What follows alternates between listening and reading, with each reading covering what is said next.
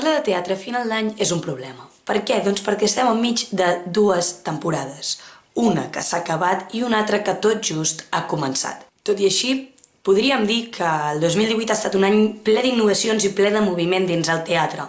Començant pel Festival de Teatre Indi que s'ha estrenat ara aquest desembre i segueix fins al gener, seguint per la creació de l'Oníric, per la introducció de joves dins les butaques i dins els escenaris dels teatres i per totes les crítiques internes i externes que hi ha hagut del món del teatre, que no han estat poques. Tot i així, li direm adeu al 2018 recordant amb 12 campanades les 12 millors obres, o les que jo he pensat que eren les 12 millors obres d'aquest 2018.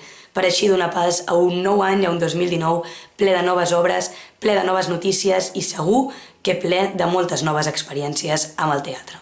La primera campanada és per Aka, per la força del seu text.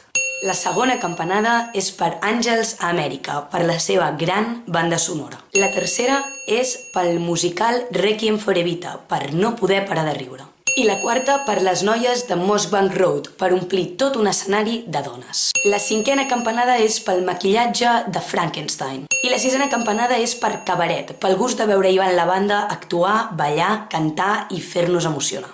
La setena és per El Sistema Solar, per la cruesa i naturalitat dels seus personatges.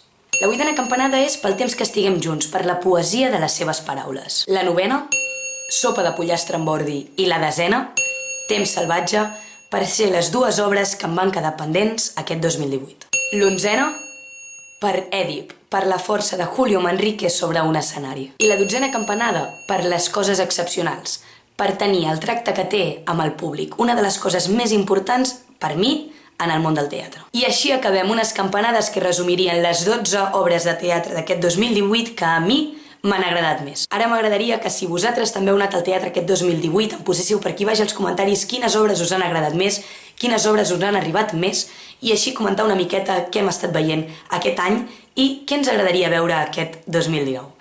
Així que res més, com sempre, moltes gràcies per veure aquest vídeo, moltes gràcies per seguir donant suport al teatre, que és una cosa bastant complicada actualment i més per joves, però ho seguim intentant i ho seguim aconseguint, perquè aquest any realment he vist molta gent jove a les sales i és una cosa que a mi personalment m'omple moltíssim.